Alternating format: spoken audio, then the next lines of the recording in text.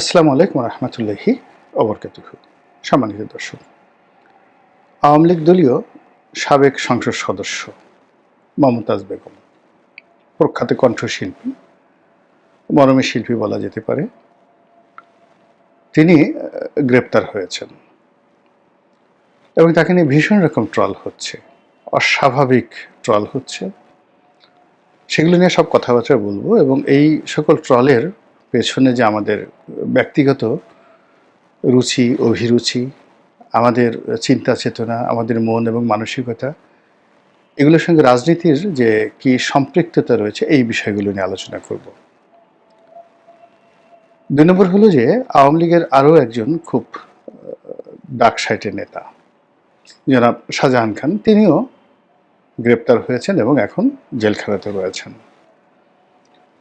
তো শাহজাহান খান এবং মমতাজ বেগম দুজনই কেরানীগঞ্জের যে কেন্দ্রীয় কারাগার রয়েছে সেখানে তারা কারা অন্তরীণ রয়েছেন। তাদের এই যে কারাবরণ এবং একত্রে একই কারাগারে তারা যে অবস্থান করছেন, তিনি মহিলা ছেলে আর তিনি পুরুষ ছেলে, এটাকে নিয়ে আমরা যারা অতি রসিক মানুষ, যারা মানুষের দুর্ভোগ এবং দুর্দশা নিয়ে ঠাট্টা করতে, মস্কারা করতে খুবই পছন্দ করি, এবং যখন কোনো শক্তিশালী মানুষ আমাদের সামনে আসে, আমরা সঙ্গে সঙ্গে তার পায়ের উপর পড়ে যাই, তার জুতো মাথায় নিয়ে লাফালাফি করতে থাকি, আর যখন সে মানুষটি বিপদে পড়ে তখন আমরা মুহূর্তের মধ্যে তাকে ঢিল মারতে, তাকে গালাগালি করতে, তুচ্ছ-তাচ্ছিল্য করতে আমরা একটু দ্বিধাবোধ করি না। আমাদের এই জনপদে যে হাতি যখন গর্তে পড়ে, চামচিকা তখন লাথি মারে, এই যে উপকথাটি রয়েছে, এটা ইউরোপ, আমেরিকাতে, যেখানে সভ্যতা বহু বছর ধরে বাসা বেঁধেছে, সে সকল সমাজে এই প্রবাদটি আছে কিনা আমি বলতে পারবো না, কিন্তু আমাদের দেশে রূঢ় বাস্তবতা হলো যে ধরুন বেগম খালেদা জিয়া ক্ষমতায়, তখন বেগম খালেদা জিয়ার যে বাড়ির কাজের মেয়ে রহিমা বেগমকে কদমবুসি করতে আমাদের সমাজের অনেকের রুচিতে বাঁধবে না। আবার যখন বেগম খালেদা জিয়া বিপদে পড়েন বা পড়ে গেছেন বা পড়বেন, মুহূর্তের মধ্যে তার বাবার, তার মা, তার 14 গোষ্ঠীর যত রকম দুর্নাম বদনাম আছে, সেটা বানানো হোক, গল্প হোক, গীবত হোক, সেটা তৈরি করে তারপর সেটাকে প্রচার করতে হবে। এবারে আমাদের আরও কিছু বৈশিষ্ট্য রয়েছে। আমরা খুবই আবেগপ্রবণ। আকাশে মেঘের মধ্যে আমরা দেবতা খুঁজি, পানির মধ্যে আমরা হযরত খিজির আলাইহিস সালামকে খুঁজতে থাকি। ইসলাম ধর্ম পালন করি, কিন্তু হিন্দুদের যে দেবতা কালী বা দেবী কালীকে দেখলে আমাদের খুব ভয় লাগে। এরকম এক অদ্ভুত যে সমাজ, সেই সমাজে যে কথাটি এখন এই মুহূর্তে ট্রল হচ্ছে, সেটি হলো শাহজাহান এবং মমতাজ, তাদের যে অমর প্রেম, অমর কীর্তিগাথা, যেটি তাজমহলের মাধ্যমে মহাকালের সাক্ষী হয়ে আছে। সারা পৃথিবীতে তাজমহলের মতো এমন মাস্টারপিস আর নেই। সম্রাট শাহজাহান যখন দিল্লির সিংহাসনে, তখন তার বয়স ৩৫ বছর, আর মমতাজ মহল তার বয়স ৩১ বছর, এবং এই বয়সে তিনি মারা যান। তার মৃত্যুকে কেন্দ্র করে সম্রাট এতটা বিধ্বস্ত হয়ে পড়েন যে তার স্মৃতিকে অমর করে রাখার জন্য এই তাজমহল তিনি নির্মাণ করেন।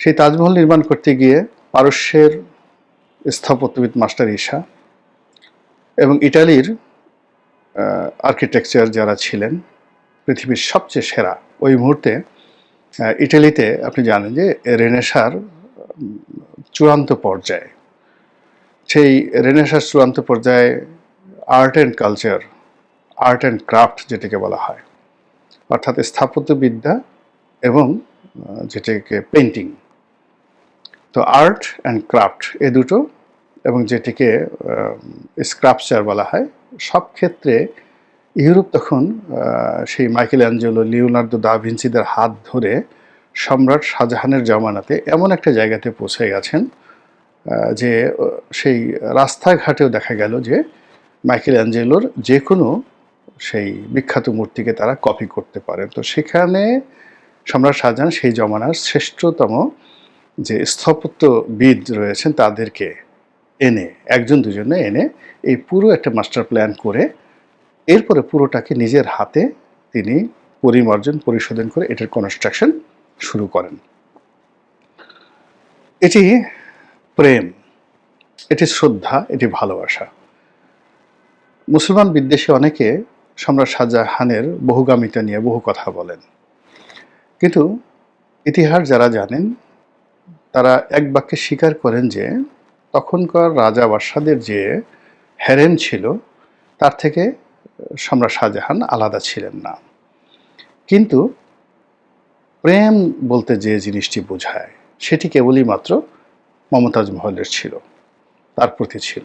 দ্বিতীয়ত, তার যে সন্তান জন্ম মানে যারা হয়েছেন উত্তরাধিকার, সম্রাট শাহজাহানের ঔরসে যে সকল সন্তান জন্ম নিয়েছেন সবই কিন্তু মমতাজ মহলের গর্ভে হয়েছে। তার অন্য স্ত্রীরা ছিলেন, কঙ্কবাইন যারা ছিলেন তারা ছিলেন, সেবাদাসী ছিলেন, তাদের সকলের সঙ্গে তার শারীরিক সম্পর্ক ছিল, কিন্তু তাদের কাউকে তিনি সন্তান উৎপাদনের বা সন্তান ধারণ করার তিনি অনুমতি দেননি। তো সেই যে ভালোবাসা, সম্রাট শাহজাহান এবং মমতাজের যে ভালোবাসা, সে ভালোবাসার যে অমরত্ব এটা আমরা দেখতে পাই যে যখন তাকে আগ্রা দুর্গে বন্দি করা হলো এবং প্রায় 10 থেকে 11 বছর তিনি সেখানে কারারুদ্ধ ছিলেন। তো তার পুত্র আওরঙ্গজেব যখন তাকে জিজ্ঞাসা করলো যে আপনি বলেন আপনার জন্য আমি কি করতে পারি, তখন তিনি কিছুই বললেন না, বললেন যে আমি শুধু এই যে তোমার যে বন্দিশালা এখানে বসে যেন নির্বিঘ্নে মানে আগ্রা দেখতে পারি, তাজমহল দেখতে পারি, তুমি আমাকে সেই ব্যবস্থা করে দাও। তখন সম্রাট শাহজাহান যে রুমে থাকতেন, আপনারা যারা আগ্রা দুর্গে গেছেন আপনারা দেখবেন যে তো সেখানে দূর থেকে তাজমহলকে দেখা যায়, কিন্তু 360 ডিগ্রি অ্যাঙ্গেলে, 360 ডিগ্রি অ্যাঙ্গেলে আজকে আমরা যেভাবে জুম করে একদম কাছাকাছি যেভাবে দেখি ঠিক ওইভাবে আয়না তৈরি করে আওরঙ্গজেব তার পিতার জন্য তাজমহল দেখার ব্যবস্থা করেছিলেন এবং 10 বছর তিনি সেই যে তাজমহল, সেই তাজমহল দেখে তিনি মারা গেছেন। এবং তিনি যেদিন মারা যান সেদিনকে কেন্দ্র করে একটা বিখ্যাত কবিতা, অর্থাৎ তিনি যে রাতে মারা যাবেন সে রাতে তিনি স্বপ্ন দেখলেন এবং স্বপ্ন যে দেখলেন মমতাজকে, মমতাজ তাকে আহ্বান করছে, তিনি জেগে তার যে কন্যা জাহানারাকে তিনি বললেন যে আমি এই স্বপ্ন দেখেছি, সম্ভবত আমি মারা যাব। তো সেটাকে কেন্দ্র করে কবিরা কবিতা লিখেছে, এসো এসো তাজ, এসো গো মধুর, শূন্য অন্তরলোক, কতকাল দূরে রবে আর। এই যে বিখ্যাত তার যে কবিতা, তো সেই যে অমর প্রেম এবং সেই অমর তাজমহল, এটিকে আমরা এ যুগের রাজনীতিবিদ জনাব শাহজাহান খান এবং এ যুগের রাজনীতিবিদ মমতাজ বেগম, তাদের যে দুর্ভোগ এবং দুর্দশা, তাদের যে দুর্ভাগ্য, অথবা তারা যদি মন্দ কাজ করে থাকেন তাহলে তাদের মন্দ কর্ম, সেই মন্দ কর্মের সঙ্গে তাজমহলের মতো একটা মাস্টারপিসের সঙ্গে আমরা কারাগারকে যাকে বলা হয় তুলনা করছি। আর শাহজাহান, সম্রাট শাহজাহান এবং মমতাজ মহলের যে অমর প্রেম, সেই প্রেমের সঙ্গে মমতাজ এবং শাহজাহান খান, মমতাজ বেগম এবং শাহজাহান খান, তাদেরকে আমরা মিলিয়ে নিচ্ছি। এখন এই যে আমাদের যে মন এবং মানসিকতা, চিন্তা চেতনা, আপনি গিয়ে দেখবেন যে এই বিষয়টি সামাজিক মাধ্যমে ভীষণ রকম আলোড়িত হচ্ছে যে আমাদের যে কারাগার এখন, এটি এখন রীতিমতো তাজমহল হতে চলেছে। তাজমহল হতে চলেছে এর কারণ হলো সেখানে শাহজাহান এবং মমতাজ আছে। মমতাজ বেগম যদি সংসদ সদস্য না হতেন, আওয়ামী লীগের সংসদ সদস্য না হতেন, এটি তার জীবনে একটা বড় ভুল।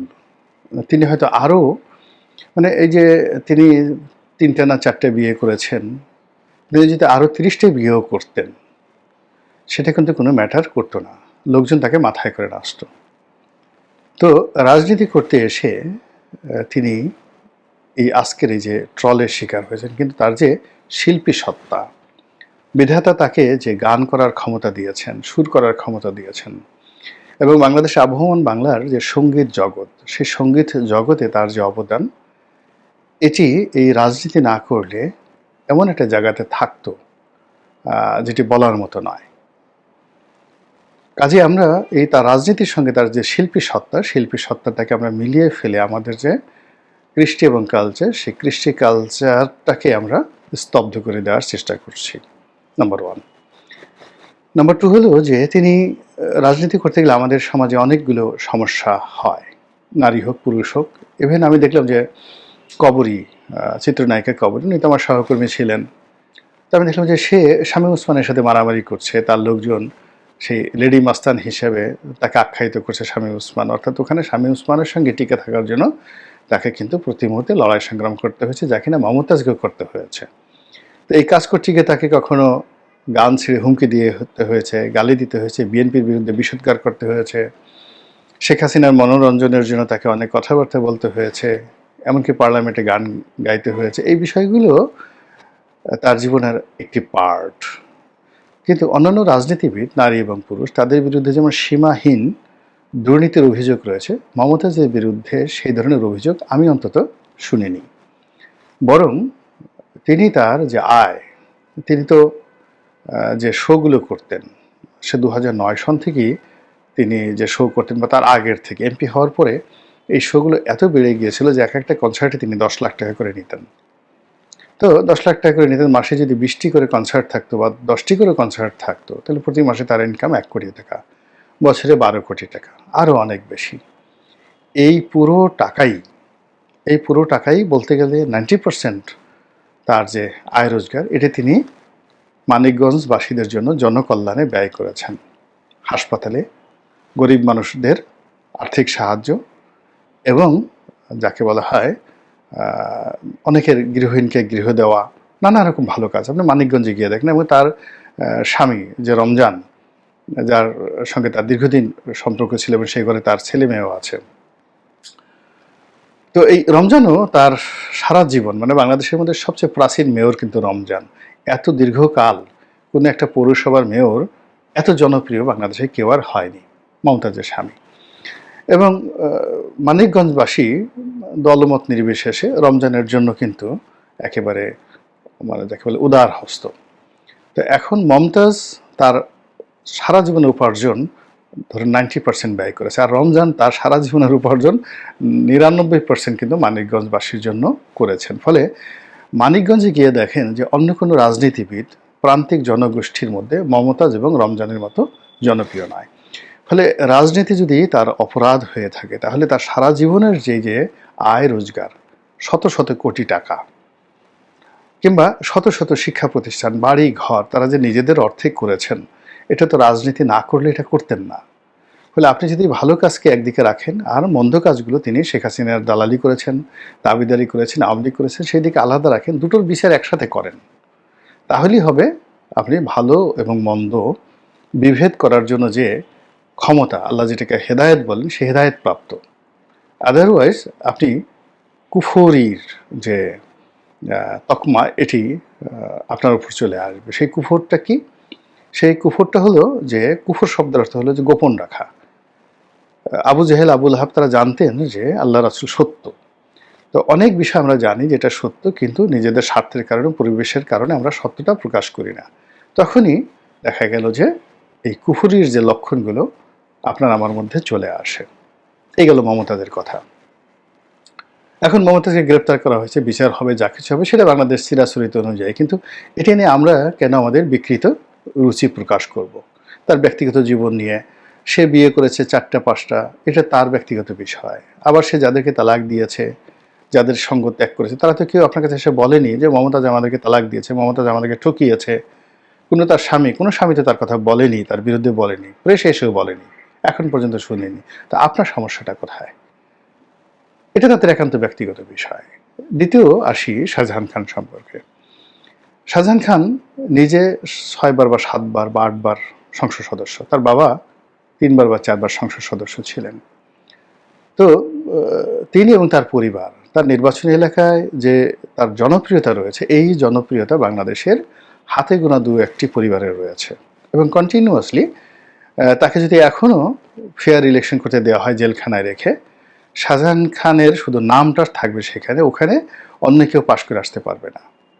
তো এখন ধরুন এইভাবে 1 মিলিয়ন 10 লাখ লোক তার নির্বাচনী এলাকায় আজকে 50 বছর যাবৎ, লাস্ট 50 ইয়ার্স ধরে বা 55 বছর ধরে তার পিতা এবং তার নেতৃত্বে তারা ঐক্যবদ্ধ। এটাকে আপনি কিভাবে ছোট করবেন? যদি আপনি গণতন্ত্রে বিশ্বাস করেন তাহলে এই 10 লক্ষ লোকের প্রেম, ভালোবাসা, সমর্থন আপনি কোথায় রাখবেন? 2 নম্বর হলো যে তিনি এই এমপি হওয়ার আগেই শ্রমিক রাজনীতি করতেন, জাসদের রাজনীতি করতেন, পরিবহন সেক্টরের নেতা ছিলেন। এখন সেখানে তার দুর্নীতি আছে, তার বিরুদ্ধে অভিযোগ আছে, কিন্তু কখনো আপনি শুনেছেন কারোর কাছে, কোনো বাস মালিক কারোর কাছে যে শাহজাহান খানের লোকজন আমাকে উঠাই নিয়ে গেছে এবং আমাকে জিম্মি করে টাকা দিতে হয়েছে? বা বাংলাদেশের কোনো পরিবহন মালিক এসে এখনও তো একটা মামলা করেনি কেউ যে আমি শাহজাহান খানকে এই বাস চালানোর জন্য, একটা রুট পারমিশন করার জন্য এত টাকা দিয়েছি এবং না দিলে শাহজাহান খান আমাকে এই কাজ করতে দেয়নি। পরবর্তীতে তিনি এই গার্মেন্টস শ্রমিক ফেডারেশনের সঙ্গে যুক্ত হয়েছিলেন, নৌ পরিবহন শ্রমিক ফেডারেশনের সাথে যুক্ত হয়েছিলেন। মূলত তিনি সড়ক পরিবহনের নেতৃত্ব দিতেন, কিন্তু এমপি হওয়ার পর 2009 সন থেকে তার এই যে শ্রমিক আন্দোলনের যে নেতৃত্ব, এটি গার্মেন্টস সেক্টরে এবং নৌ পরিবহন সেক্টরে তিনি এটাকে বিস্তৃত করেছিলেন। এমনকি এই কাজটিকে তিনি এতটা বেশি পছন্দ করেন, মন্ত্রীগিরি করার চাইতেও তার কাছে এটা খুব জনপ্রিয় ছিল।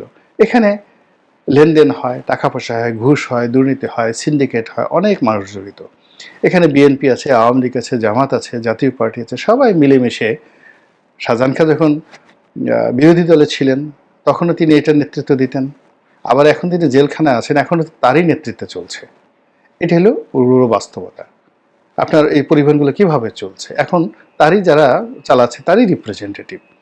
তো এই যে এই বাস্তবতায় আপনি তাকে যতই ভিলেন বানানোর চেষ্টা করেন না কেন, তার যে কর্মগুলো, এগুলোকে আপনাকে স্বীকৃতি দিতে হবে, তার সামাজিক মর্যাদাকে স্বীকৃতি দিতে হবে, তার প্রতি জনসমর্থনকে স্বীকৃতি দিতে হবে, এবং তার যে নেতৃত্ব গুণ।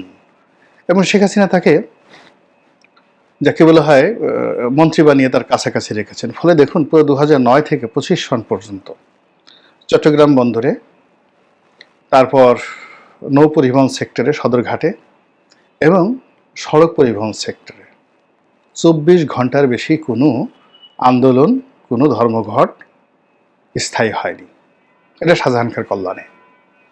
আর বিএনপি, জাতীয় পার্টি, এরশাদ সাহেব যখন ছিলেন, বা ইভেন এখন আর কদিন পরে দেখবেন যে ডক্টর মোহাম্মদ ইউনূস, এই যে শ্রমিক আন্দোলন, এটাকে ম্যানেজ করাটা এত সোজা জিনিস নয়।